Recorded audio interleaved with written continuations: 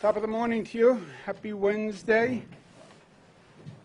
To my right, Ms. Beth Garvey, counsel to the governor. To my left, Budget Director Robert Mejica. Good to see all of your smiling faces. We are in a new season. You're smiling, Kevin.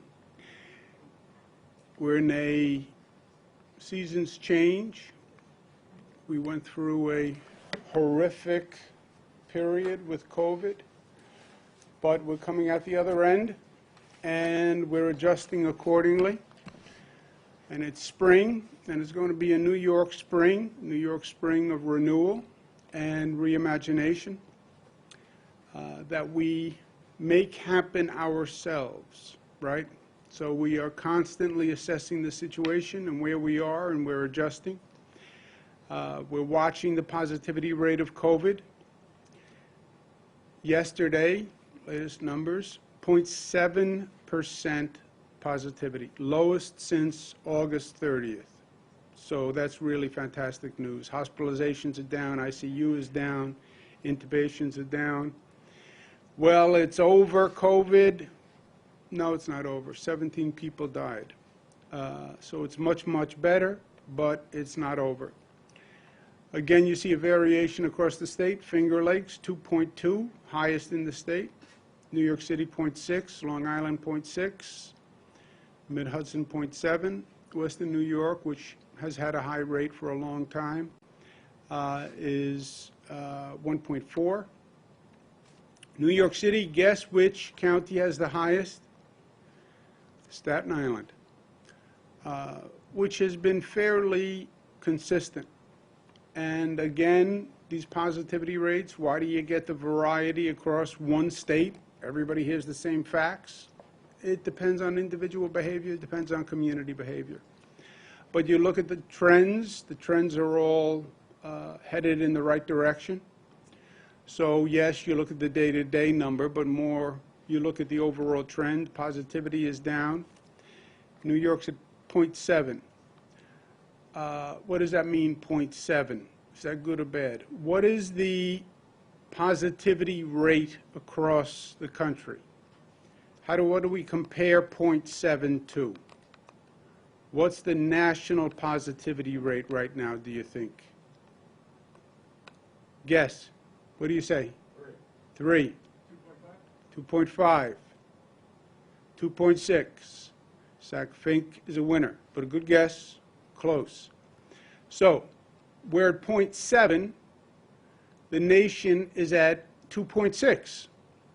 That is great, right? The nation is at roughly 4 times the positivity rate of New York. Where does New York rank nationally compared to the other states? Come on, this is a participatory. Pete, where does New York rank? I'm at all odds. Give a guess, Zach. I would say 4. Top 3. Good, you're on today. You did your homework. You've been watching these numbers. So 0.7 compared to 2.6, and we're in the top 3 states in the nation. And that is congratulations to New Yorkers. They've listened, they've learned, they're behaving properly, so congratulations. What makes New York, New York, you know? We went through hell. We had the highest infection rate in the United States of America, but New Yorkers reacted and responded. We're watching the positivity rate. What determines the positivity rate? Behavior and the percent of vaccinations. We're at 18 million vaccinations, 64% at least 1 dose, 55% fully vaccinated, and that number of vaccinations went straight up, then plateaued, and is now declining. That is a natural curve. You had that great rush of people who really wanted to get a vaccine. Then that tailed off. Then you had people who were lukewarm, and now it's dropping. And getting the vaccine rate higher than 62 is going to be hard. You look at countries around the world, 62% is a high vaccination rate. We would like to get it higher. So how do you get it higher? And how do you make sure you continue to make the progress? And again, the answer is up to us. None of this is predetermined. None of this is going to happen if we just sit back. The only thing that's going to happen is what we make happen. Part of this is energizing the economy. How do you jumpstart the economy? How do you restart the economy? Government has a role. New York State government is the most aggressive in the nation in starting a stimulus development program, right? New airports, JFK, LaGuardia. We just announced a new round of upstate airport renovations, of the new Belmont Arena, which is where the Islanders are going to play, improving the Long Island Railroad with a third track, new Penn Station, which would be transformative for commuters coming into New York. And if you're going to continue to grow, there are going to be more commuters. If any New Yorker needs inspiration about our future, just go look at the Moynihan Train Hall and look at the capacity of New York in action.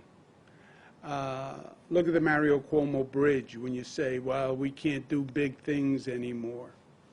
Newport Authority Bus Terminal, which is long overdue. MTA accelerating its subway plan, and the new East Side Access Project, which is a marvel of engineering. And it has been going on, and we've been working on it diligently. It's interesting because nobody really knows what it is, and nobody really has seen what it is. But it is an entire transit complex underground. And we're going to do a tour of it tomorrow. And I think it's people who come on the tour are really going to be shocked at what that project is and the difference that it could make for New York and how impressive it was. Remember, East Side Access, everybody hears the terms. It's bringing trains from Queens into Grand Central and then accelerating transportation from the Long Island Railroad into the east side of Manhattan and then to the west side of Manhattan. But it's a phenomenal engineering feat. It's not finished. We've been accelerating the timeline, but it is at a point now where you can actually get a feel for what it's all about, and it really is going to be exciting and extraordinary. Remember when we opened up the 2nd Avenue subway up to 96th Street, and people were like blown away? This is that on steroids. So the state is doing everything we can in terms of macroeconomic development. Is that going to turn around the economy? It's going to help. It's going to show, it's going to make major, significant, transformative changes. It's going to show optimism. It's going to show potential. But the growth comes from private sector growth. And you have a private sector that has been all but paralyzed through COVID and badly damaged through COVID. So how do you start that private sector economy up and running? Government is not going to make the economy work. We can stimulate it, but it's going to be the private sector. It's going to be those individual businesses, individual real estate projects. And to stimulate those projects, we have $800 million in small business grants and $2.7 billion in emergency rental assistance. This is going to affect literally hundreds of thousands of businesses. For the business relief program, 330,000 eligible small business grants. For the tenant relief program, 200,000 lower-income households and landlords. What is this designed to do? Get money to small business, let them reopen, let them hire, get money into low-income tenants who have been struggling, let them pay their rent so the landlords are financially stable. The landlords can start to improve properties once again. Small business owners can start to improve their business once again. That's the real economic engine in New York. So we're going at it top down and bottom up. Top down is major infrastructure, transportation improvements that can dramatically transform the economic dynamic of the city and the state. That's the big state projects, East Side Access, new airports. Bottom up, get money into all those small businesses, get money into those small landlords so they can start to renovate and they can start to recuperate. Now, the applications for the business program open June 10th. The applications for the rental program open on June 1. They are on a first-come, first-served basis. So they start June 1, June 10th. That's a week, 2 weeks away. People should prepare their applications now because it is first come, first serve. If you don't send in an application, then don't complain if the application isn't granted. But in terms of economic stimulation, getting that money out, getting it into the hands of small businesses, getting it into the hands of tenants, getting it into the hands of landlords so they can start to run their business, that's how you're really going to see this economy come back and come back quickly. At the same time, we're working on dual tracks, reimagine, re-energize the economy, also continue to manage COVID. And you continue to manage COVID by continuing to vaccinate and by personal behavior. And as I mentioned earlier, we have to continue to get the vaccination numbers up. We've seen a 47% decline in the number of people coming in for vaccinations. So this is an issue. Where is the need in terms of vaccination? The greatest need are the 12 to 17-year-olds. They are 5% of the current COVID tests, but they're 10% of the positivity rate. That's the highest differential of any age group, meaning there are more infected 12 and 17-year-olds when we actually run the tests. Also, that group, 12 to 17, is the lowest percent vaccinated by far in the state. Why is that? Well, they just became eligible for the vaccine. And what they've heard for the past year is they are not a priority when it comes to COVID, right? So it's understandable. It's not like the 12 to 17-year-olds are delinquent. It's that they've not been eligible and they've not been stressed as a priority when it comes to COVID. But they are now, especially with reopening schools, etc. So what do? Identify the need, increasing participation, especially among the young people, and get creative. None of us have been here before. There is no book to follow. So get creative. Okay, today we're announcing get a shot and make your future. We will raffle off on a weekly basis full tuition, room, and board scholarships to any public college or university for 4 years.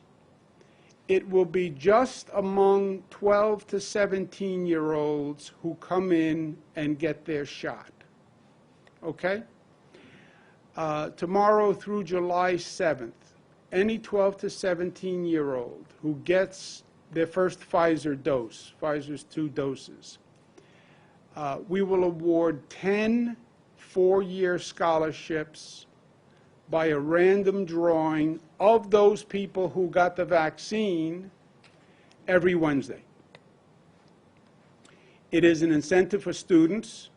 You're 12 to 17, you're planning on going to college, you're wondering about how you're going to pay for it. This is a full 4-year scholarship. To a SUNY school, to a CUNY school, to a community college, then moving on to a 4-year program. So it's a significant incentive for students. And by the way, it's an incentive for parents. For a parent, you're worried about paying college tuition? Tell your 12 to 17-year-old, go out, get a shot. It protects the family, protects the 12 to 17-year-old, and they are then eligible for a raffle.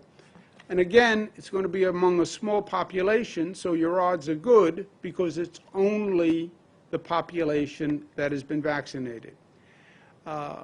Once you get your vaccine, you go to a website, you input your information. We'll do a random drawing every Wednesday from that universe. People who receive the vaccine earlier have a greater chance to win because they are eligible for every drawing every week. Okay? It's not just those people who get it that week.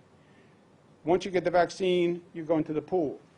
But if you get the vaccine earlier, you'll have more chances to win because you'll be in the first week pool, the second week pool, the third week pool, fourth week pool, etc.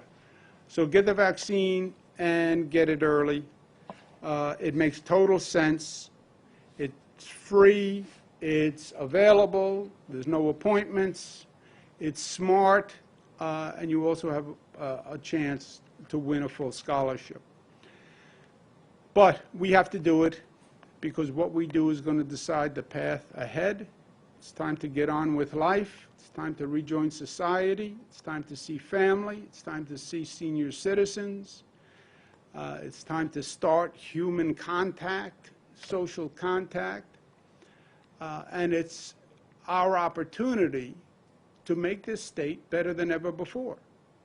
This is not about reopening. All these states and countries talk about reopening. We don't want to reopen. We don't want to go back to where we were the day before COVID. It's been over a year. We want to be better than we were the day before COVID. And that's our goal. Last point to remember. First, congratulations to the Islanders. They could clinch the round tonight at the Coliseum. All venues have the option of going to 100% capacity for fully vaccinated people. Some venues, and we authorized, you can be 50% vaccinated, 50% unvaccinated. But that limits the capacity of the venue. The sections that are fully vaccinated means people can sit right next to each other, which is also, by the way, a more enjoyable way to participate in the event. You go with your buddies, your family, to see a ball game, you want to sit next to your family. That happens in a vaccinated section. The unvaccinated section has a seat or two empty in between people. So it limits the capacity of the venue. We've authorized 50-50. But the venue can choose to go to 100% vaccinated. If you're operating an arena, a stadium, a theater, concert venue, you can go to 100% capacity, only vaccinated people. That's what Radio City Music Hall did. That's what Mr. James Dolan did. You can go to Radio City Music Hall, you must be vaccinated. You must show your card when you come in, or your Empire Pass. But he then has 100% capacity, so it works for the venue. It also works for the public because it's another incentive to get vaccinated, right? And we're in the business now of creating incentives to get vaccinated. Go to a subway station, get a vaccine, you can get an MTA pass. You can win a ball game ticket. You can win a lottery ticket. Young people, you can win a scholarship. You want a better chance to get a ticket? Islanders are sold out today. You want a better chance to get a ticket? Having a vaccine allows you to participate in those venues that go to 100% fully vaccinated.